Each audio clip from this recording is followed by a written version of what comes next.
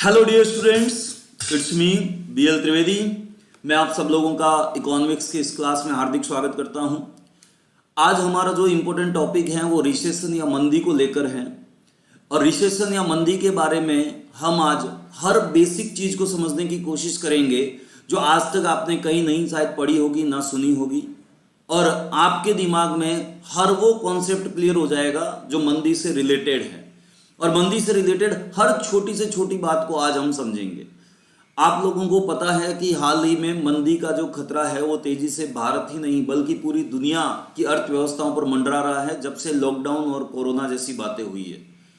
और इस लॉकडाउन काल में 1929-1930 में आई मंदी से भी खतरनाक मंदी आने के अनुमान IMF और उसके साथ ही वर्ल्ड बैंक जैसी संस्थाओं के द्वारा लगाए गए हैं।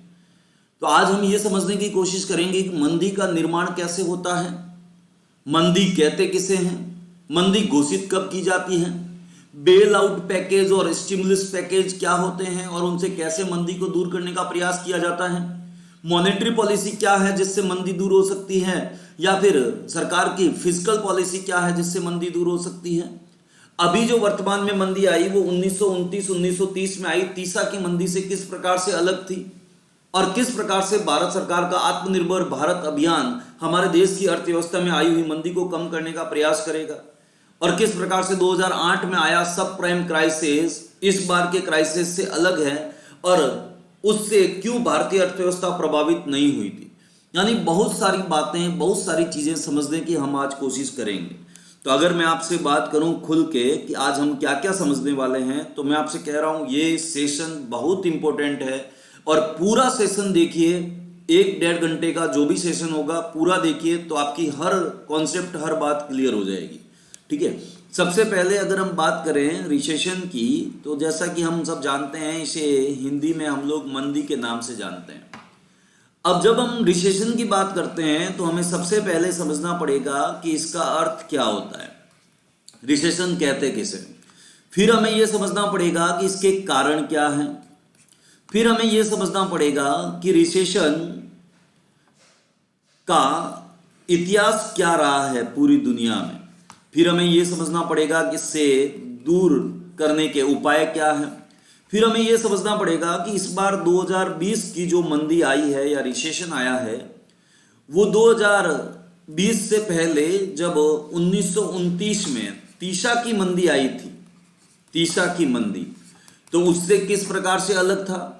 और आपको यह भी समझना पड़ेगा कि मंदी जब आती है तो सरकार, समाज और उसके साथ ही आप कह सकते हैं व्यक्ति, इन तीनों को कैसे प्रभावित करती है। और अंत में हम समझेंगे निष्कर्ष। तो आप समझ गए होंगे आज की हमारी क्लास बहुत इंपॉर्टेंट है और इसलिए हम इस क्लास को बिना देरी के शुरू करना चाहते हैं। तो शुरू करते हैं। दोस्तों, हमें इस क्लास को समझने के लिए यानी मंदी को समझने के लिए पहले ट्रेड साइकिल को समझना होगा। आप में से मुझे नहीं पता कितने बच्चों का इकोनॉमिक्स रहा है, कितने बच्चे पहली बार इकोनॉमिक्स पढ़ रहे हैं, आई डोंट नो। लेकिन मैं आपसे वादा कर सकता हूं कि अभी जो मैं मंदी के कॉन्सेप्ट बताऊंगा एकदम यूनिक है, एकदम अल्टीमेट है और किसी भी एग्जाम में कैसे ही घुमा फिरा के प्रश्न आए आप आंसर देने की कंडीशन में रहेंगे। आपको इतिहास भी पता चल जाएगा, आपको कारण और परिणाम भी पता चल जाएंगे, आपको मंदी दूर करने के उपाय भी पता चल जाएंगे, चाहे वो मॉनेटरी हो चाहे फिजिकल हो। लेकिन आपको उससे पहले एक चीज समझनी है सबसे पहले, और वो है कि ट्रेड साइकिल किसे कहते हैं या व्यापार चक्र किसे कहते हैं। मैं जानता हूं कि आप में से कुछ बच्चों ने इसका नाम सुना होगा, हो सकता है एक आध बच्चे ने इसके बारे में पढ़ भी रखा हो।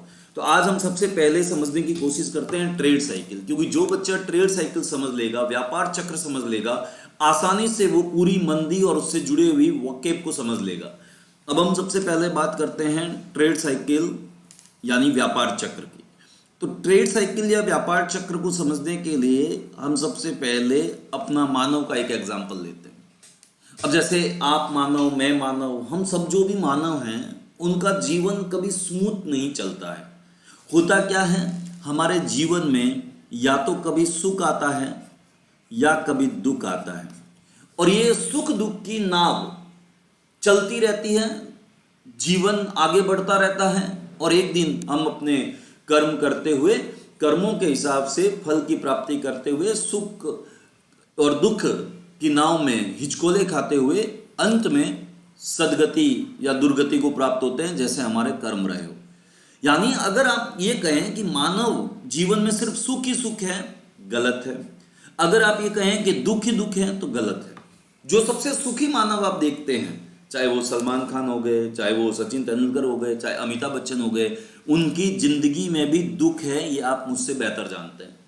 और जो दुखी से दुखी मानव देखते हैं, उसकी जिंदगी में भी कभी न कभी सुख आया होगा। सुख और दुख धूप और छांव की तरह है, जो आते रहते हैं। इसको आप रोक नहीं सकते, ये कंपलसरी है। उपहार समझ लीजिए या फिर दंड समझ लीजिए, लेकिन इससे बच नहीं सकते। अब आप सोचेंगे सर आपने तो दार्शनिक क्लास शुरू कर दी।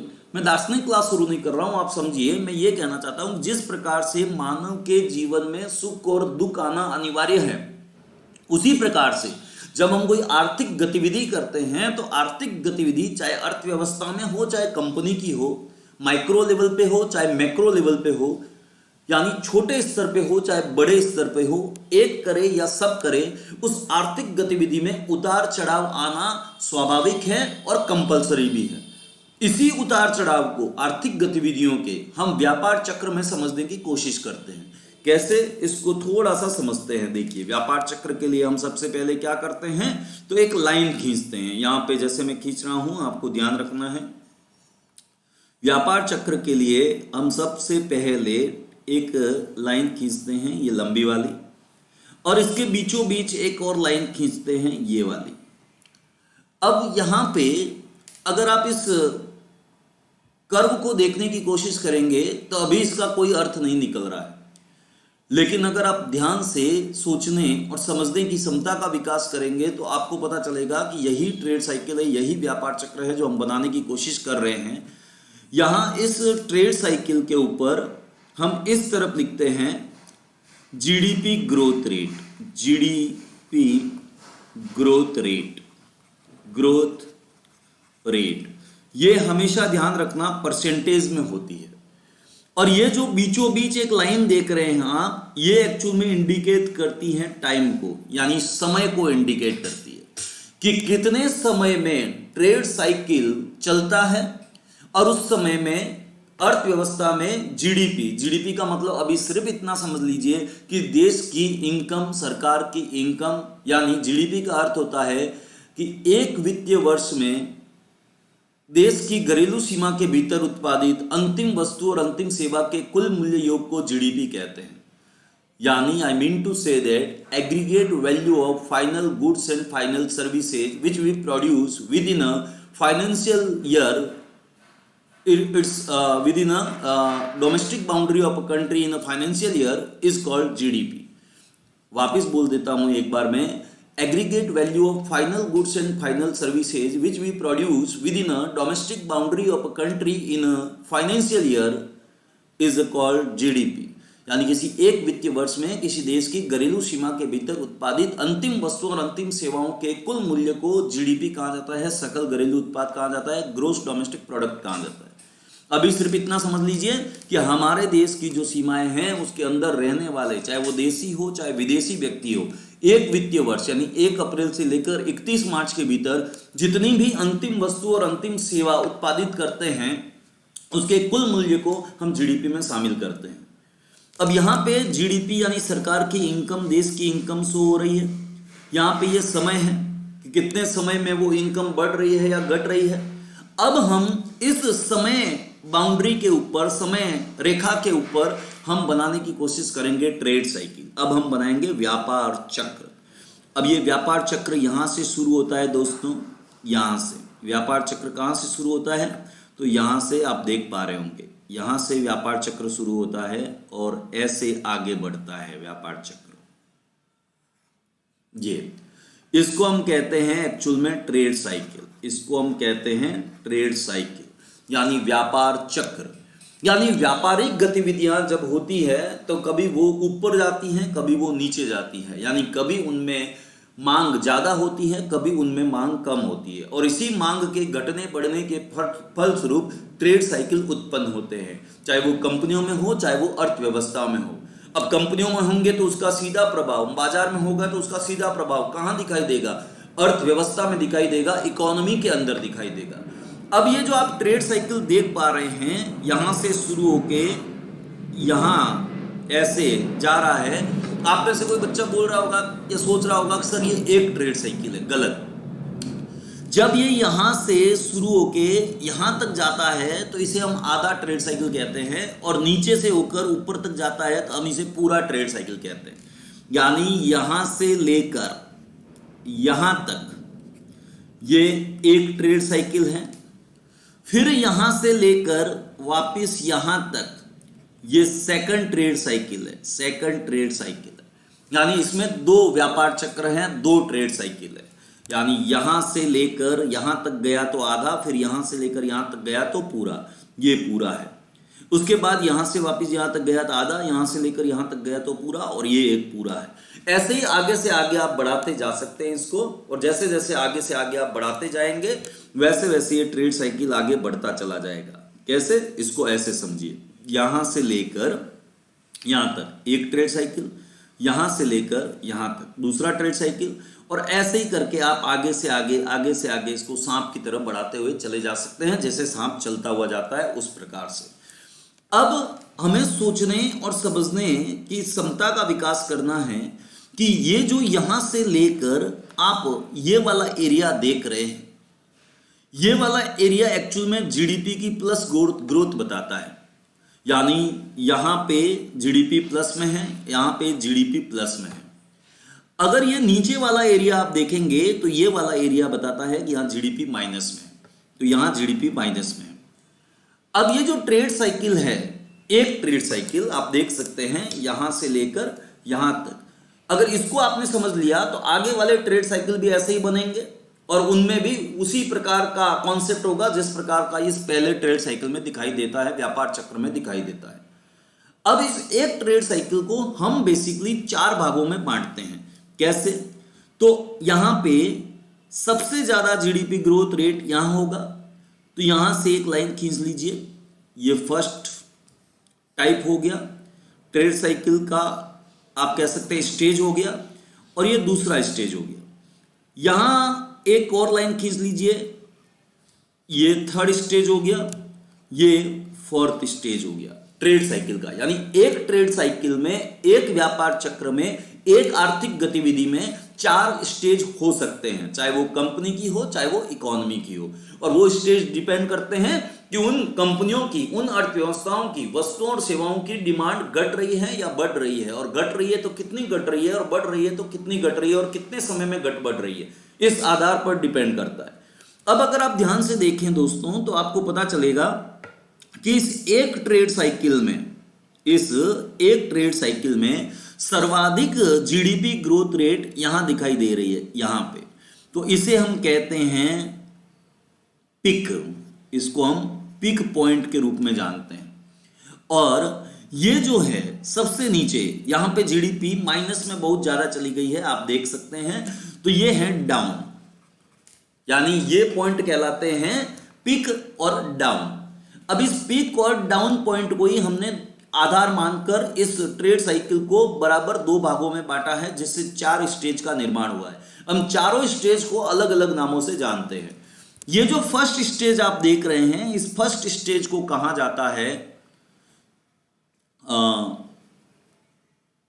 फर्स्ट स्टेज को एक्चुअल में कहा जाता है बूम। सॉरी, फर्स्ट स्टेज को कहा जाता है बूम। सेकंड स्टेज को कहा जाता है स्लो डाउन। और ये जो थर्ड स्टेज है इसको कहा जाता है डिप्रेशन। और ये जो फोर्थ है इसको कहा जाता है रिकवरी। यानी चारों स्टेज के 4 अलग अलग नाम हैं। बूम का मतलब सीधा सा यही होता है कि अर्थव्यवस्था में वस्तु और सेवा की मांग बहुत ज्यादा है, मांग ज्यादा होने से उत्पादन ज्यादा होगा, उत्पादन ज्यादा होने से रोजगार ज्यादा होगा, और जब अर्थव्यवस्था में मांग, उत्पादन, रोजगार तीनों बढ़ेगा तो जीडीपी ग्रोथ करेगी। तो यहां बूम में किसी भी देश की जीडीपी मान लेते हैं प्लस में है, और वो प्लस में कितने प्लस में है, तो आप कह सकते हैं कि यहां पे जीडीपी किसी देश की बूम के समय 4% ग्रोथ कर रही है एक साल में, यानी पिछले साल की तुलना में इस साल उत्पादन 4% ज्यादा हुआ है। अब ये जो 4% उत्पादन ज्यादा हो रहा है वो यहां आने के बाद, इस पिक पॉइंट पे आने के बाद जीडीपी का स्लो डाउन शुरू होता है। स्लो डाउन का मतलब होता है देश की जीडीपी अभी घट रही है लेकिन प्लस में है, नेगेटिव नहीं हुई है। और जब नेगेटिव होने लगती है तो वो डिप्रेशन की ओर बढ़ने लगती है इस पॉइंट के बाद। तो बूम का मतलब है जीडीपी 4% है, प्लस में है अभी, और तेजी से ऊपर बढ़ रही है। मांग, उत्पादन, रोजगार तेजी से बढ़ रहे हैं, लेकिन धीरे धीरे मांग, उत्पादन, रोजगार कम होने लगते हैं किसी भी अर्थव्यवस्था में, तो फिर वहां पे स्लो डाउन आने लगता है। और ये जो स्लो डाउन है इसमें जीडीपी पॉजिटिव रहती है लेकिन कम होने लग जाती है, यानी मांग, उत्पादन, रोजगार बूम की तुलना में धीरे धीरे कम होने लगते हैं, तो उसे स्लो डाउन की कंडीशन कहते हैं। और इसमें जीडीपी +2% मान लेते हैं। अब जैसे ही ये वाला बिंदु जीडीपी नीचे चली जाती है वैसे ही जीडीपी नेगेटिव में चली जाती है। और जैसे ही यहां पे जीडीपी नेगेटिव में जाती है अब क्या आ जाता है, डिप्रेशन, सबसे खतरनाक कंडीशन डिप्रेशन। और इसमें जीडीपी नेगेटिव में चली जाती है, मान लेते हैं -3%। डिप्रेशन में सबसे ज्यादा डिप्रेशन होता है डाउन के, यहां पे डाउन जो है पॉइंट, यहां सबसे ज्यादा डिप्रेशन है, यानी मांग बिल्कुल कम हो गई है, जैसे अभी हुआ -23% हमारे देश की जीडीपी जो है वो नेगेटिव चली गई। ये डिप्रेशन की निशानी है, मान सकते हैं आप लोग। अब नेगेटिव चली गई जीडीपी। अब ये जो जीडीपी नेगेटिव चली गई डिप्रेशन में, तो अवसाद इसे कहते हैं हिंदी में। तो मांग, उत्पादन, रोजगार तेजी से कम होता चला गया। अब सरकार इस मांग, उत्पादन, रोजगार को बढ़ाने के प्रयास करती है, स्टिमुलस पैकेज लाती है, बेल आउट पैकेज लाती है, राजकोषीय नीति अपनाती है, मौद्रिक नीति अपनाती है और मांग बढ़ाने का प्रयास करती है। जैसे इस बार भारत सरकार ने प्रधानमंत्री गरीब कल्याण योजना लाई, जो मैंने पिछली बार पढ़ाया था। उसके अलावा भारत सरकार ने इस बार आत्मनिर्भर भारत अभियान जैसी योजना लाई, मनरेगा में पैसा खर्च किया, उज्ज्वला योजना के अंतर्गत मुफ्त में सिलेंडर बांटा लोगों को, डायरेक्ट टैक्स को कम करने की कोशिश की, हेलीकॉप्टर मनी के द्वारा मार्केट में मनी और आप कह सकते हैं लिक्विडिटी को फ्लो करवाने की कोशिश की। तो ये सारी चीजें जब सरकार करती है तो अर्थव्यवस्था में वापस धीरे धीरे मांग बढ़ने लगती है, उत्पादन बढ़ने लगता है, रोजगार बढ़ने लगता है, अर्थव्यवस्था धीरे धीरे मंदी से निकलने लगती है।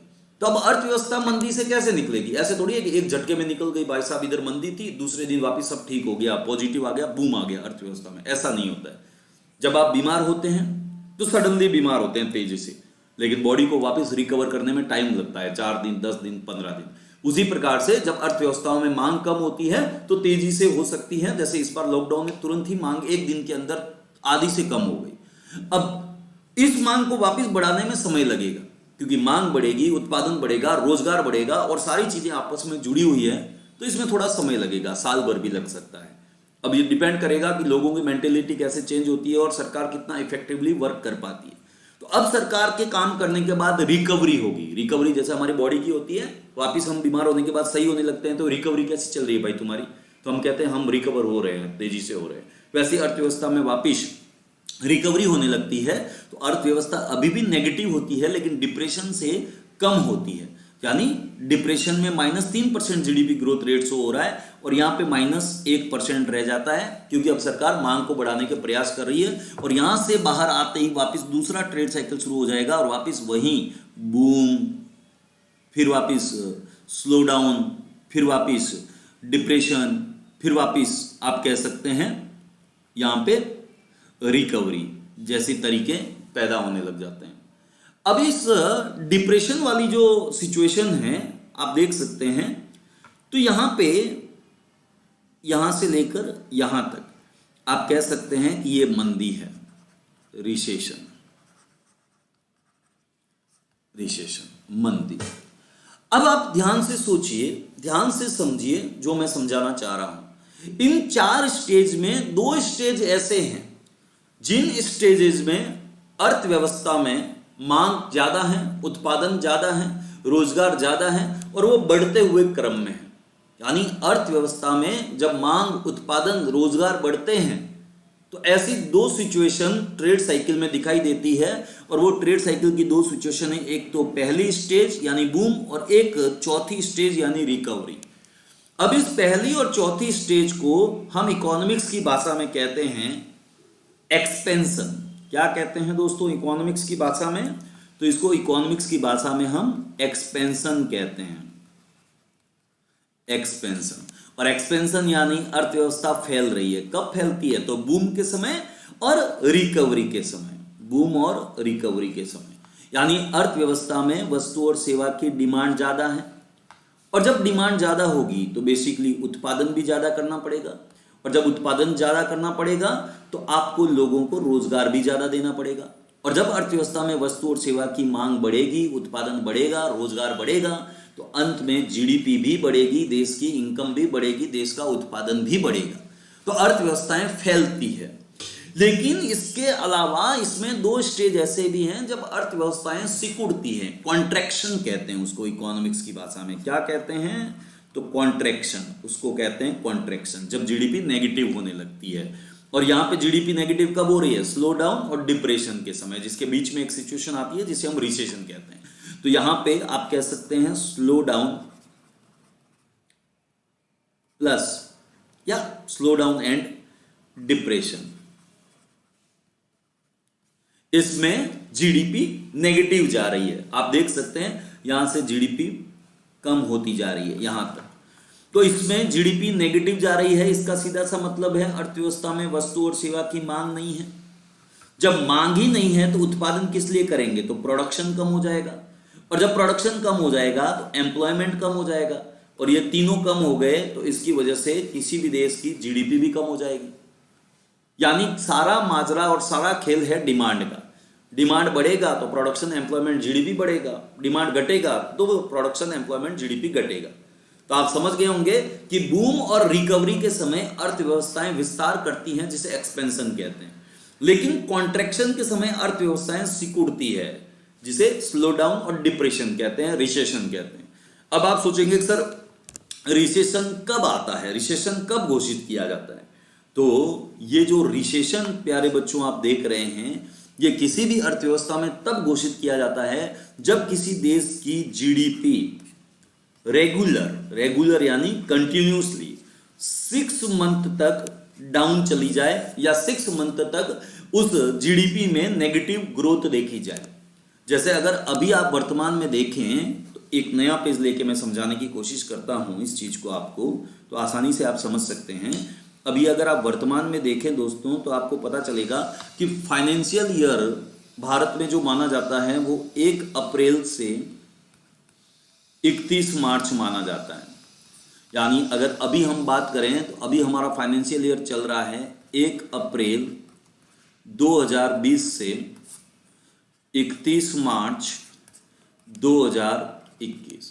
इसीलिए आपने देखा होगा जब मार्च का महीना होता है तो उसे इनकम टैक्स रिटर्न फाइल भरने के कारण क्लोजिंग मंथ भी कहते हैं, और सारी कंपनियां और लोग अपने इनकम टैक्स जीएसटी रिलेटेड उस फाइनेंशियल ईयर के काम को कंप्लीट करने में लग जाती है, क्योंकि मार्च के बाद फिर 1 अप्रैल से वापस नया फाइनेंशियल ईयर शुरू हो जाएगा। इसीलिए जब बजट पास किया जाता है तो आप देखेंगे कि बजट में या किसी भी इकोनॉमिक टाइम पीरियड में हम सीधे 2019, 2021, 2027 ऐसे नहीं लिखते। हम हमेशा ऐसे लिखते हैं, जैसे 2000 बजट 2020, 2021, 2 सालों को एक साथ लिखते हैं। इसका कारण क्या है? क्योंकि कुछ फाइनेंशियल ईयर का हिस्सा 2020 में चला जाता है, कुछ फाइनेंशियल ईयर का हिस्सा 2021 में चला जाता है, इसलिए दोनों मिलकर एक फाइनेंशियल ईयर बनाते हैं इकोनॉमिक्स में। इसलिए इसको हम एक फाइनेंशियल ईयर कहते हैं और इस प्रकार से लिखना पड़ता है। अब भारत में हर 3 महीने बाद क्वार्टरली रिव्यू होता है और देखा जाता है कि हमारे देश की जीडीपी का ग्रोथ रेट क्या है, और क्या हम मंदी की ओर जा रहे हैं या बूम की ओर जा रहे हैं, स्लो डाउन आ रहा है या रिकवरी करने की आवश्यकता है। तो ये कैसे होगा? देखिए, तो Q1, Q2, Q3 और Q4 4 भागों में बांट लेते हैं हम क्वार्टर को, 3-3 महीने। कैसे बांटेंगे? तो 3 मंथ्स, इसमें भी आएगा उस फाइनेंशियल ईयर का 3 मंथ्स, इसमें भी आएगा 3 मंथ्स और इसमें भी आएगा 3 मंथ्स। तो ये टोटल आपका हो गया 12 मंथ्स। यानी एक फाइनेंशियल ईयर यहाँ पे 3-3 महीने का क्वार्टरली रिव्यू करेंगे तो कंप्लीट हो जाएगा। ठीक है। अब हम बात करते हैं कि अभी सरकार का जो क्वार्टरली रिव्यू किया गया वो कहाँ का है, तो वो है आपका अप्रैल, मई और जून। कौन सा? 2020। अब अप्रैल, मई, जून 2020 में हमारे देश की जीडीपी ग्रोथ रेट कितनी रही? तो -23% रही। यानी पिछले वर्ष में इसी महीनों के अंदर, इन्हीं महीनों के अंदर हमारी जीडीपी ग्रोथ रेट इस 3 महीनों की तुलना में 23% अधिक थी पिछले वर्ष में, अप्रैल, मई, जून 2019 में। लेकिन इस बार अप्रैल, मई, जून 3 महीनों के अंदर 2020 में हमारा जीडीपी, हमारा प्रोडक्शन -23% चला गया, यानी 23% कम हो गया पिछली बार की तुलना में। अब अगर आने वाला क्वार्टर, सेकंड जो क्वार्टर है, ये कौन से महीने को लेगा? तो जून, जुलाई, अगस्त और सितंबर 2020। इसमें भी माइनस में रहती है हमारे देश की जीडीपी ग्रोथ रेट, जो रहेगी लगभग -10% के आसपास रहने का चांसेज है, ऐसा मुझे लगता है। 8 से लेकर 12%, आइडियल फेज मुझे लगता है 10% माइनस में रहनी चाहिए। तो अब 6 महीने हो गए, अप्रैल, मई, जून, जुलाई, अगस्त, सितंबर, और 6 महीने तक हमारे देश की जीडीपी क्या आई? नेगेटिव आई। तो इसका मतलब अब मान लिया जाएगा कि भारत में मंदी आ चुकी है, रिसेशन आ चुका है, मंदी से ग्रसित देश हो चुका है। तो आप समझ गए होंगे कि कैसे हम मंदी को काउंट करते हैं और कैसे क्वार्टरली रिव्यू होते हैं और कैसे फाइनेंशियल ईयर में हम क्वार्टर को सेट करते हैं, एडजस्ट करते हैं। ऐसे ही 3 महीने अगले वाले जोड़ लीजिए, 3 महीने अगले वाले क्वार्टर 4 में जोड़ लीजिए और आपको क्वार्टर का कॉन्सेप्ट समझ में आ गया होगा। हालांकि भारत सरकार ने, आपको पता होगा कि सबसे पहले लॉकडाउन में भी दारू की दुकानें खोली और लोगों ने बड़ा मजाक उड़ाया कि क्वार्टर पी के, क्वार्टर में जो अर्थव्यवस्था में मंदी आई है उसको सुधारने की कोशिश सरकारें कर रही है। लेकिन सरकार के पास भी बहुत बड़ा चारा नहीं होता है, क्योंकि आप देखेंगे कि -23% जब हमारी जीडीपी ग्रोथ रेट चली गई तो इसके पीछे सबसे बड़ा कारण था लॉकडाउन। क्योंकि अप्रैल, मई और जून वो तीनों महीने ऐसे हैं जब लॉकडाउन अपने चरम पर था कोरोना काल की वजह से, और लॉकडाउन की वजह से कोई व्यक्ति घर से नहीं निकला, ना दुकानदार निकला, ना कोई व्यक्ति सामान लेने के लिए निकला, और इसकी वजह से मार्केट में मांग बिल्कुल पैदा ही नहीं हुई। और जब मांग ही नहीं है तो उत्पादन नहीं हुआ, रोजगार नहीं हुआ, तो जीडीपी का नेगेटिव जाना पूरे विश्व में बिल्कुल अवश्यंभावी था। इसमें कोई बहुत बड़ी बात नहीं है। हम क्या कर रहे थे? या तो रेंट चुका रहे थे, वो भी बहुत सारे लोगों ने तो अपना नहीं चुकाया या नहीं चुका पाए। उसके अलावा हम खाना पीना खा रहे थे और मेडिकल से दवाई ला रहे थे, बस। तो इन 3 सेक्टर की वजह से, यानी खाने पीने की चीज़ों की वजह से, रेंट चुका रहे हैं तो वो तो कोई सेक्टर ही नहीं है, रियल एस्टेट में गिनते हैं, लेकिन बहुत ज़्यादा उसमें ब्लैक मनी का इकट्ठा होना तय होता है, तो इसकी वजह से वो जीडीपी में स्पष्ट आंकड़े दिखाई नहीं देते। और उसके अलावा आप देख सकते हैं अपना हेल्थ सेक्टर। तो क्या इन तीनों की वजह से जीडीपी संभल सकती है, प्लस में जा सकती है? नहीं, क्योंकि जीडीपी बहुत सारे सेक्टर पर डिपेंड करती है। आपने पढ़ा होगा प्राइमरी, सेकेंडरी और टर्सरी, और उसमें बहुत सारे सेक्टर्स होते हैं वस्तु और सेवा को उत्पादित करने वाले। तो इसकी वजह से जीडीपी नेगेटिव गई। तो आप अभी तक समझ चुके होंगे कि ट्रेड साइकिल किसे कहते हैं। आप अभी तक ये भी समझ चुके होंगे कि मंदी कैसे पैदा होती है, स्लो डाउन किसे कहते हैं, रिकवरी किसे कहते हैं, बूम किसे कहते हैं। और आप ये भी समझ गए होंगे कि कैसे हम मंदी घोषित करते हैं किसी देश में। नेक्स्ट, अब हमें क्या समझना है दोस्तों? तो अब हमें एक अलग चीज समझनी है, और वो अलग चीज ये है कि जब हम मंदी को दूर करने की बात करते हैं, रिसेशन को दूर करने की बात करते हैं, तो कई बार न्यूज़पेपर में 2 शब्द दिखाई देते हैं। उन 2 शब्दों को समझने की कोशिश करनी है जो इस बार प्री में भी पूछे जा सकते हैं। और वो 2 शब्द कौन से हैं? तो एक है स्टिमुलस पैकेज, स्टिमुलस पैकेज, और एक है आपका bail out package, bail out package. ये बहुत ही चर्चा में रहे। अब आपको ये समझना है कि स्टिमुलस पैकेज का क्या अर्थ होता है और बेल आउट पैकेज का क्या अर्थ होता है। जब मंदी आती है तो स्टिमुलस पैकेज का अर्थ होता है मंदी को दूर करने के लिए संपूर्ण अर्थव्यवस्था के लिए जो सरकार उपाय करती है एक साथ, उसे हम स्टिमुलस पैकेज कहते हैं। यानी प्राइमरी सेक्टर के लिए, सेकेंडरी सेक्टर के लिए, टर्सरी सेक्टर के लिए, वस्तुओं के व्यापार के लिए, सेवा के व्यापार के लिए, एक्सपोर्ट के लिए, इंपोर्ट के लिए, गरीब के लिए, अमीर के लिए, मजदूर के लिए, किसान के लिए, सब, हर क्षेत्र, हर वर्ग, हर जाति, हर वस्तु और सेवा के लिए जब मांग बढ़ाने का प्रयास किया जाता है, उत्पादन बढ़ाने का प्रयास किया जाता है, रोजगार बढ़ाने का प्रयास किया जाता है संपूर्ण देश में, तो उसे स्टिमुलस पैकेज कहते हैं। यानी जब उस पूरी अर्थव्यवस्था को खतरा है, जब पूरी अर्थव्यवस्था नीचे बैठ गई है, भट्टा बैठ गया है, तब हम स्टिमुलस पैकेज घोषित करते हैं। अब अगर बात करें बेल आउट पैकेज की, तो ये बेल आउट पैकेज एक्चुअल में कंपनीज के लिए किया जाता है। जैसे कोई कंपनी डूबने वाली है, एग्जांपल के तौर पर एयर इंडिया। अब इस एयर इंडिया को बचाने के लिए पूरी अर्थव्यवस्था को बचाना नहीं है, क्योंकि समस्या पूरी अर्थव्यवस्था में नहीं है, सिर्फ एयर इंडिया में है जो डूब रही है। अब सरकार डिसइन्वेस्ट करने से पहले, यानी उसको प्राइवेट या निजी सेक्टर को बेचने से पहले उसे बाहर निकालने की कोशिश करती है और वो बेल आउट पैकेज जारी करती है, ताकि उस कंपनी को थोड़ा पैसा देके बचाया जा सके, अगर वो बच पाती है तो। अब जैसे मान लीजिए रिलायंस, भगवान ना करे ऐसा हो, लेकिन अगर डूबने लग गई तो सरकार को उसे बचाना पड़ेगा। अब आप बोलेंगे सर सरकार क्यों बचाएगी, सरकार तो कंपनियों की गुलाम हो गई, ये तो क्रोनी कैपिटलिज्म हो गया। ऐसे नहीं, सरकार अगर रिलायंस को डूबने से नहीं बचाएगी तो सबसे बड़ी बात, हमारे देश में इंफ्रा का विकास नहीं होगा, लोगों को इतना रोजगार नहीं मिलेगा। आप देख सकते हैं एक छोटी सी किराने की दुकान होती है, वहां पे भी 2 लोगों को काम मिलता है। एक ठेला वाला होता है, वहां पे भी 2 लोगों को काम मिलता है। तो जब मुकेश अंबानी इतने सारे कारोबार करते हैं और इतनी सारी उनकी कंपनियां वस्तुओं और सेवाओं का उत्पादन करती है, तो आप सोचिए कि वो कितने लोगों को रोजगार दे रहे होंगे। तो एक कंपनी अंबानी की जैसे ही भट्टा बैठेगा, नीचे बैठेगी, अर्थव्यवस्था में मंदी आने का खतरा रहेगा, इसको जान लीजिए, क्योंकि ज्यादातर लोग कहीं ना कहीं रिलायंस से जुड़े हुए हैं। तो इसलिए सरकार उस कंपनी को बचाने के लिए बेल आउट पैकेज जारी करती है, ताकि उस कंपनी को बचाते हुए अर्थव्यवस्था पे भविष्य में पड़ने वाले नकारात्मक परिणामों से बचा जा सके। आई होप आपको समझ में आ गया होगा कि क्या होता है स्टिमुलस पैकेज और क्या होता है बेल आउट पैकेज, इन दोनों में बेसिक अंतर क्या होता है, ये आपको समझ में आ गया होगा।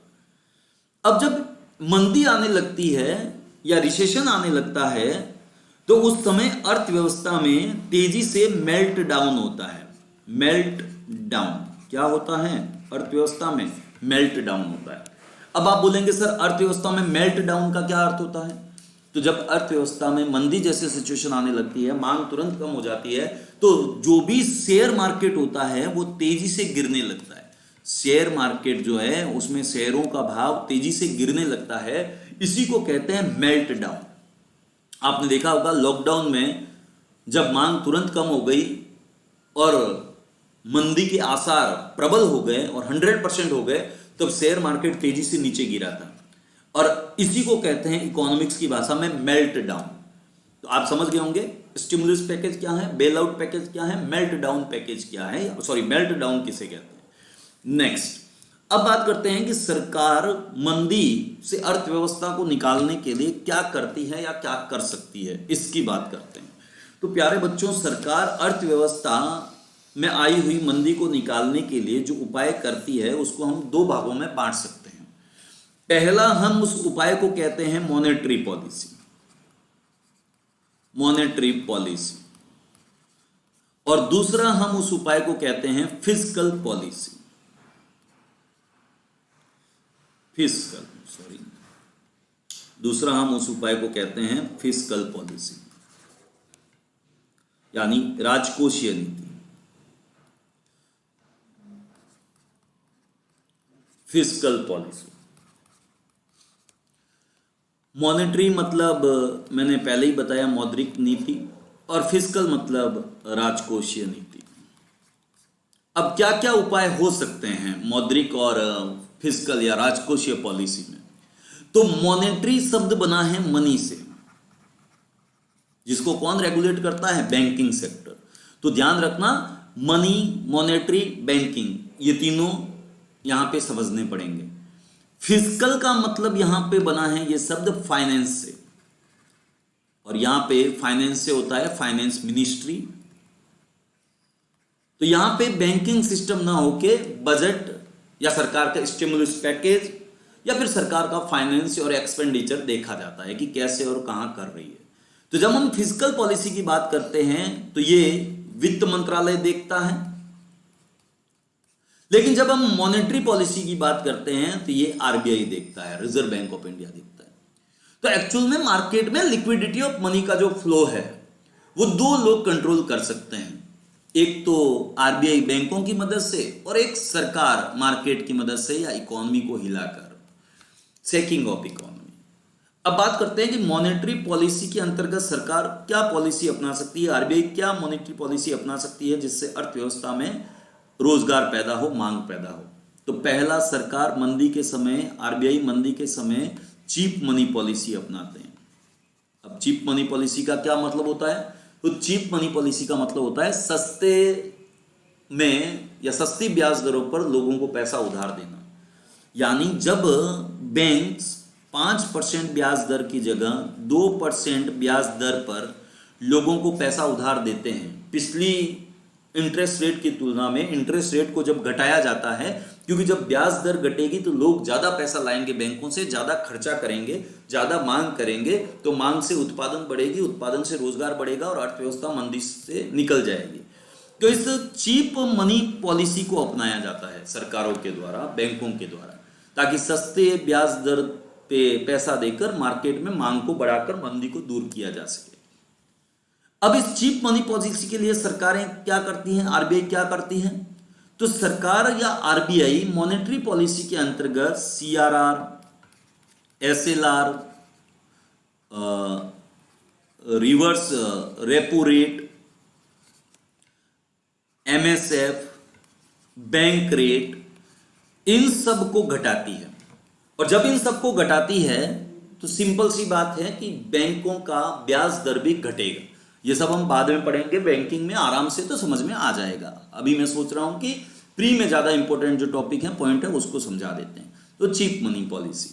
अब दूसरा जो तरीका होता है मॉनेटरी पॉलिसी के द्वारा मंदी को कंट्रोल करने का, रिसेशन को कंट्रोल करने का, वो होता है क्वांटिटेटिव ईजिंग। क्वांटिटेटिव ईजिंग, इसे हम लोग QE के नाम से भी जानते हैं। अब ये क्वांटिटेटिव ईजिंग क्या है? तो क्वांटिटेटिव ईजिंग का मतलब होता है ओपन मार्केट ऑपरेशन जैसी गतिविधियां। अब ओपन मार्केट ऑपरेशन जैसी गतिविधियां क्या होती हैं? यहां पे ओपन मार्केट ऑपरेशन किसे कहते हैं? तो ध्यान रखिए, ओपन मार्केट ऑपरेशन दो कामों में लिया जाता है।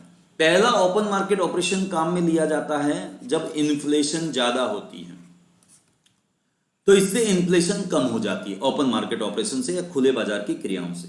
और दूसरा काम में लिया जाता है जब रिसेशन होता है, यानी मंदी, और मंदी इससे दूर हो जाती है, मंदी इससे कम हो जाती है। तो एक तो महंगाई कंट्रोल हो गई, एक साथ में ओपन मार्केट ऑपरेशन की वजह से आपका जो मंदी है वो भी दूर हो गया। इसको थोड़ा सा अलग तरीके से समझते हैं, इसको ऐसे समझते हैं, पहले समझते हैं, जिन बच्चे को नहीं पता है कि ओपन मार्केट ऑपरेशन क्या होता है उसको पहले समझते हैं। क्या समझिए, यहाँ पे थोड़ा सा मैं अलग तरीके से समझा देता हूं। ओपन मार्केट ऑपरेशन या खुले बाजार की क्रियाओं का मतलब होता है कि जब गवर्नमेंट ऑफ इंडिया अपने बॉन्ड जारी करती है और उन बॉन्ड को वो आरबीआई की मदद से कॉमर्शियल बैंकों को बेचती है, तो इस पूरी प्रक्रिया को हम ओपन मार्केट ऑपरेशन कहते हैं। यानी गवर्नमेंट ने बॉन्ड जारी किए और उन बॉन्ड को राज्य सरकारें भी कर सकती हैं। अब ये जो गवर्नमेंट ने बॉन्ड जारी किए, उन बॉन्ड को वो आरबीआई के माध्यम से जब कॉमर्शियल बैंकों को बेचती है, तो कॉमर्शियल बैंकों का लिक्विडिटी या पैसा कहां चला जाता है? गवर्नमेंट ऑफ इंडिया के पास। और इस प्रकार से कॉमर्शियल बैंकों के पास पैसा कम बचता है और वो मार्केट में पैसा कम उधार दे पाते हैं। और जब वो मार्केट में पैसा कम उधार दे पाते हैं तो मार्केट में मांग कम पैदा होती है, और मांग कम पैदा होने की वजह से सरकारें महंगाई को आसानी से कंट्रोल कर सकती है। तो अब इस क्वांटिटेटिव ईजिंग का सीधा सा मतलब होता है कि केंद्रीय बैंक क्या करता है? सरकारी बॉन्ड खरीदेगा, यानी इसका उल्टा तरीका अपनाएगा। जब हम ओपन मार्केट ऑपरेशन की बात करते हैं तो ये एक्चुअल में कब अपनाया जाता है? तो ये एक्चुअल में अपनाया जाता है महंगाई के समय, क्योंकि जब गवर्नमेंट ऑफ इंडिया अपने बॉन्ड जारी करेगी और आरबीआई के माध्यम से वो बॉन्ड कॉमर्शियल बैंकों को बेचेगी, तो इस कॉमर्शियल बैंकों को वो बॉन्ड मिलने के बाद कॉमर्शियल बैंक का पैसा कहां चला जाएगा? तो गवर्नमेंट ऑफ इंडिया के पास चला जाएगा, और इसकी वजह से कॉमर्शियल बैंक आम जनता को पैसा कम उधार दे पाएगी, और इसकी वजह से मांग कम होगी और महंगाई कंट्रोल में आ जाएगी। अब मान लेते हैं कि मंदी आ गई, अब महंगाई की लगभग अपोजिट सिचुएशन है, महंगाई में मांग ज्यादा है तो महंगाई महंगी हो गई वस्तु और सेवा, लेकिन मंदी में मांग बिल्कुल नहीं है, बिकी नहीं रही है। तो ऐसी सिचुएशन में जब मंदी होती है तो एक्चुअल में कॉमर्शियल बैंक या आरबीआई क्या करते हैं? फिर रिवर्स प्रोसीजर अपनाते हैं, जिसे क्वांटिटेटिव ईजिंग कहते हैं। और ये क्या करते हैं? सरकार को वापस बॉन्ड बेचते हैं, और जब सरकार को वापस अपना बॉन्ड बेचते हैं और सरकार इनसे बॉन्ड खरीदती है, तो सरकार का वो बॉन्ड वाला पैसा वापस कहां पहुंचता है? कॉमर्शियल बैंकों के पास पहुंचता है। और जब कॉमर्शियल बैंकों के पास वो पैसा पहुंचता है तो कॉमर्शियल बैंकों की जो ऋण देने की क्षमता है वो वापस एक बार बढ़ने लगती है, और मार्केट में वो ज्यादा ऋण देते हैं, ज्यादा लिक्विडिटी आती है मार्केट में, और मार्केट में एक बार वापस मांग पैदा होने के चांसेस रहते हैं। तो क्वांटिटेटिव ईजिंग का मतलब होता है जो ओपन मार्केट ऑपरेशन जैसी चीजें चलाकर गवर्नमेंट ऑफ इंडिया के द्वारा मार्केट से पैसा अपने पार खींचा गया था महंगाई जैसी परिस्थितियों में, उसको मंदी जैसी परिस्थितियों को कंट्रोल करने के लिए वापस फेंका जाता है।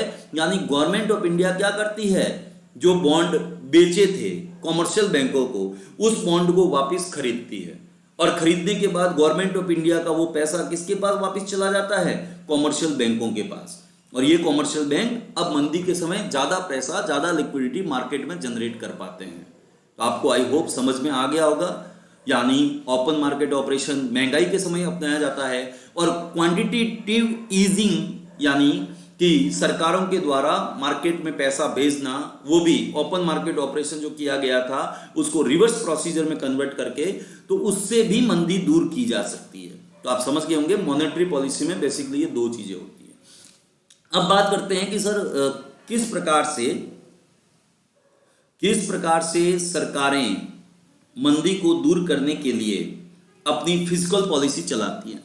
तो पहला तरीका होता है सरकार के पास हेलीकॉप्टर मनी का उपयोग करके। अब हेलीकॉप्टर मनी का कैसे उपयोग करती है? हेलीकॉप्टर मनी किसे कहते हैं? तो जब मार्केट में आप देखेंगे कि अर्थव्यवस्था में वस्तु और सेवा की मांग बहुत कम होती है, तो मांग कम होने की वजह से उत्पादन कम हो जाता है, और उत्पादन कम होने की वजह से रोजगार कम हो जाता है, और जब ये मांग, उत्पादन, रोजगार तीनों कम होने लगते हैं तो जीडीपी कम हो जाता है। लेकिन अगर सरकार मार्केट में पैसा भेजकर, चाहे वो मनरेगा में पैसा डाले, मनरेगा में पैसा दे तो वो लोगों के पास पहुंचेगा और मांग पैदा होगी, चाहे सरकार डायरेक्ट टैक्स को कम कर दे, जैसे सरकार ने अगर मान लीजिए लोगों के पास 15 लाख रुपए की इनकम वाले व्यक्ति के पास से 2 लाख रुपए डायरेक्ट टैक्स लेना था और उससे 1 ही लाख रुपए डायरेक्ट टैक्स लेगी, तो अब उस व्यक्ति के पास खर्च करने के लिए पहले 2 लाख लेती सरकार तो 13 लाख रुपए बच जाते। अब सरकार 15 लाख रुपए कमाने वाले व्यक्ति से डायरेक्ट टैक्स में कटौती करते हुए सिर्फ 1 लाख रुपए लेगी, तो उसके पास खर्च करने के लिए 14 लाख रुपए बचेंगे। तो वो ज्यादा मांग पैदा करेगा, सरकार के पास पैसा नहीं जाएगा, मार्केट में पैसा जाएगा, और वो मार्केट में गया हुआ पैसा लिक्विडिटी ऑफ मनी को बढ़ाते हुए, मनी के मल्टीप्लायर इफेक्ट को लागू करते हुए, एक व्यक्ति के हाथ से जब दूसरे व्यक्ति के हाथ में जाएगा तो मांग को तेजी से बढ़ाएगा। मांग बढ़ने से आपने देखा उत्पादन बढ़ेगा, उत्पादन बढ़ने से रोजगार बढ़ेगा, और रोजगार बढ़ने से फिर जीडीपी वापस बढ़ने लगेगा। और ये प्रोसीजर जो मंदी के समय उल्टा हो जाता है, मांग कम होती है, उत्पादन कम होता है, रोजगार कम होता है, ये वापस सही हो जाएगा और ये बढ़ने लगेंगी सारी चीजें। और सरकार क्या करती है हेलीकॉप्टर मनी के अंतर्गत? तो हेलीकॉप्टर मनी के अंतर्गत यूनिवर्सल बेसिक इनकम यूबीआई जैसे कॉन्सेप्ट लाती है, और देश की जनता को मिनिमम अमाउंट हर महीने देने लगती है। स्विट्जरलैंड, जर्मनी जैसे देशों में ऐसा पहले किया गया है कि 2-2 हजार रुपए हर महीने डाले जाएंगे, और भारत सरकार ने भी इस बार 3 महीने तक 500-500 रुपए डाले हैं किसानों के खाते में, 3 महीने तक 2-2 हजार रुपए डाले हैं। ये परमानेंट नहीं है, ये सिर्फ स्टिमुलस पैकेज का एक आत्मनिर्भर भारत के अंतर्गत अर्थव्यवस्था को मंदी से दूर करने का उपाय था। तो यूनिवर्सल बेसिक इनकम के अंतर्गत भी पैसा मार्केट में फ्लो किया जाता है। तो हेलीकॉप्टर मनी का अर्थ आप समझ गए होंगे कि अर्थव्यवस्था में पैसे को फेंकना, ताकि पैसा मांग को बढ़ाता है, मांग उत्पादन को बढ़ाती है, उत्पादन रोजगार को बढ़ाता है और तीनों मिलकर जीडीपी को पुश करते हैं और अर्थव्यवस्था मंदी के दुष्चक्र से निकल जाती है। नेक्स्ट, अब बात करते हैं हम आगे। तो आगे मैं आपको दोस्तों ये बताना चाहता हूं कि जब भी मंदी आती है, जब भी रिसेशन आता है, तो अर्थव्यवस्था में मांग का कम होना स्वाभाविक है। लेकिन अब सोचना पड़ेगा कि जब 1929 में मंदी आई थी, जिसे हम तीसा की मंदी कहते हैं, तीसा की मंदी, तो इस तीसा की मंदी में प्लस 2020 में जो मंदी आई उसमें बेसिकली अंतर क्या है? हालांकि 2008 में भी मंदी आई थी, जिसे हम सब प्राइम क्राइसिस कहते हैं, सब प्राइम क्राइसिस।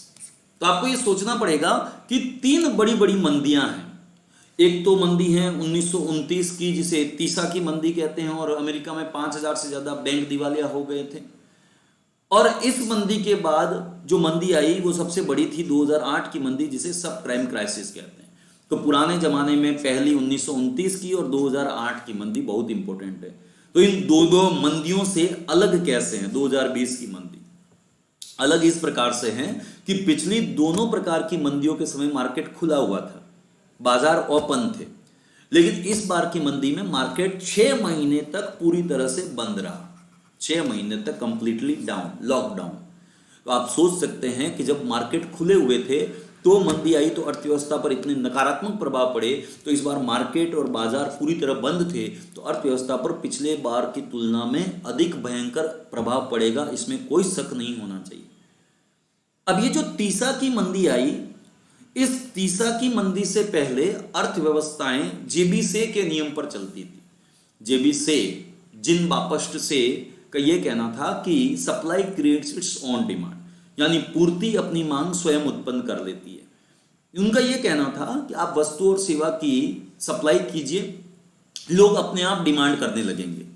जेबी से का ये कहना था।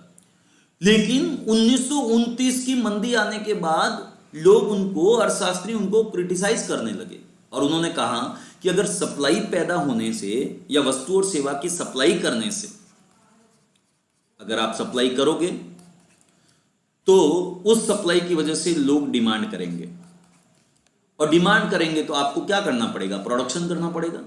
और जब आप प्रोडक्शन करेंगे तो आपको लोगों को क्या देना पड़ेगा? एम्प्लॉयमेंट देना पड़ेगा। और जब आप लोगों को एम्प्लॉयमेंट देंगे तो लोग वापस क्या करेंगे? डिमांड करेंगे। डिमांड से वापस प्रोडक्शन, प्रोडक्शन से वापस एम्प्लॉयमेंट, एम्प्लॉयमेंट से वापस डिमांड, डिमांड से वापस प्रोडक्शन और प्रोडक्शन से वापस एम्प्लॉयमेंट। यानी मेन फैक्टर जेबी से के द्वारा माना गया सप्लाई। जेबी से का सिंपल सा यही कहना था कि supply creates its own demand. आप मॉल में जाइए, वो जेबी से के नियम के आधार पर ही चलता है। मॉल में एक नहीं, 10 नहीं, 1000 तरह की आइटम रख रखी है। पहले के जमाने में हम घर से एक स्लिप लेके जाते थे और 2000 रुपए का सामान तो 2000 का लेके आते थे। अब क्या हो गया? मार्केट में 2000 तरह के मॉल में सामान है तो हम लेके जाते हैं 2000 रुपए खर्च करने के लिए, खर्च हो जाते हैं 5000 रुपए। क्यों? क्योंकि उसमें दिखेगा तो बिकेगा सिद्धांत के आधार पर बहुत सारी वस्तु और सेवा की सप्लाई कर रखी है।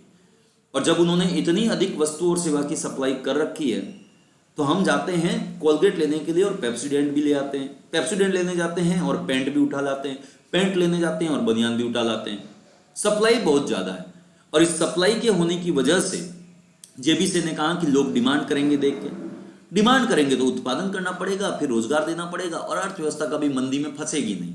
अब ये पूरी अर्थव्यवस्थाओं में, दुनिया में जब ये जेबी से का बाजार नियम चल रहा था, supply creates its own demand, पूर्ति अपनी मांग स्वयं उत्पन्न कर लेती है, तो इसके जस्ट बाद 1929 में जब तीसा की मंदी आई तो ये नियम फेल हो गया। और जब ये नियम फेल हो गया तो फिर उस मंदी को जब कोई दूर नहीं कर पाया तब एक अर्थशास्त्री आए। कौन? ब्रिटेन के रहने वाले, और उन ब्रिटेन के अर्थशास्त्री का नाम है J.M. कीन्स, जिन्हें मॉडर्न इकोनॉमिक्स का पिता कहा जाता है। अब ये J.M. कीन्स आए और उन्होंने 1936 में अपनी एक बुक लिखी जिस बुक का नाम है general theory of employment, interest and money. और अपनी इस book general theory of employment, interest and money में J.M. कीन्स साहब ने 1936 में यह बताया कि एक्चुअल में सरकारें अगर मंदी को दूर करना चाहती है तो सप्लाई पर नहीं डिमांड पर ध्यान देना पड़ेगा, क्योंकि डिमांड होगी तभी आप सप्लाई करोगे, बिना डिमांड के सप्लाई करने का कोई मतलब नहीं। जैसे मान लीजिए राजस्थान के अंदर चले जाएं आप, और राजस्थान में ज़्यादातर वेजिटेरियन लोग रहते हैं, और वहाँ जाके आप एक फूड चेन खोलें जिसमें नॉनवेज मिलता है, मांस मीट मछली, तो आपकी सप्लाई बेकार हो जाएगी, क्योंकि उनको डिमांड है दाल बाटी चूरमा की, उनको डिमांड है हरी सब्जियों की, उनको डिमांड है पनीर की सब्जी की। आप नॉनवेज जाके वहाँ परोस रहे हैं, तो गलत जगह पे सप्लाई करना, गलत टाइम पे सप्लाई करना मांग को पैदा नहीं कर पाता। अब आप सप्लाई कर दीजिए, जैसे बारिश के सीजन में आप या सर्दी के सीजन में आइसक्रीम की सप्लाई कर दीजिए, तो सप्लाई तो आपने कर ली लेकिन डिमांड उतनी पैदा नहीं हो पाएगी। आप किसी गरीब के पास जाके एप्पल के आईफोन की सप्लाई कर दीजिए तो वो डिमांड पैदा नहीं कर पाएगा। तो ये जो उनका गलत कॉन्सेप्ट था जेबी से का, जो बाद में गलत साबित हुआ, तो जेएम किन्स ने कहा कि सप्लाई पे ध्यान मत दीजिए, डिमांड पे ध्यान दीजिए, और इसी के आधार पर अर्थव्यवस्थाएं आज भी चलती जा रही है। अगर हमने डिमांड को बढ़ा दिया तो बाकी चीजें ऑटोमेटिक सुधर जाएगी, क्योंकि मांग से या डिमांड से क्या बढ़ेगा, प्रोडक्शन बढ़ेगा, प्रोडक्शन से एम्प्लॉयमेंट बढ़ेगा, और इन तीनों के बढ़ने से जीडीपी बढ़ेगा। और एक बार जब डिमांड बढ़ गया, प्रोडक्शन बढ़ गया, एम्प्लॉयमेंट जीडीपी बढ़ गया और ये सर्किल चलने लगा, तो फिर एम्प्लॉयमेंट से वापस डिमांड बढ़ेगा, डिमांड से प्रोडक्शन, प्रोडक्शन से एम्प्लॉयमेंट, एम्प्लॉयमेंट से डिमांड, डिमांड से प्रोडक्शन, प्रोडक्शन से एम्प्लॉयमेंट, और ये सर्किल चलता रहेगा और अर्थव्यवस्था मंदी से निकल जाएगी। इसके लिए जॉन मैनॉर्ड किन्स ने या जेएम किन्स ने 1936 में अपनी book general theory of employment, interest and money में यह कहा कि सरकारों को पंप प्राइमिंग करना चाहिए। पंप प्राइमिंग का अर्थ क्या होता है? अतिरिक्त मात्रा में पंप प्राइमिंग का अर्थ होता है अतिरिक्त मात्रा में मार्केट में सरकारों को पैसा डालना चाहिए, जिससे मांग पैदा हो, उत्पादन रोजगार पैदा हो और अर्थव्यवस्था मंदी से निकल जाए। तो दोस्तों अभी के लिए आई होप इतना काफ़ी है। आप समझ गए होंगे कुछ बेसिक बातें कि अर्थव्यवस्था में मांग पैदा करने के लिए कैसे मॉनेटरी पॉलिसी या फिस्कल पॉलिसी जैसी चीज़ें अपनाई जाती हैं। बाकी जॉन मैनॉर्ड किन्स ने अपना एक इनकम से रिलेटेड यानी नेशनल इनकम से रिलेटेड एक नया प्रिंसिपल भी दिया था, और वो प्रिंसिपल इस प्रकार से हैं कि एग्रीगेट डिमांड को प्रभावित करने के लिए हमें C+I+G+X0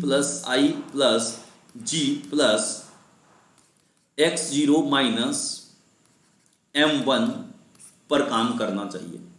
consumption, investment, government expenditure और एक्सपोर्ट इंपोर्ट जैसी चीज़ें एग्रीगेट डिमांड को रेगुलेट करती है।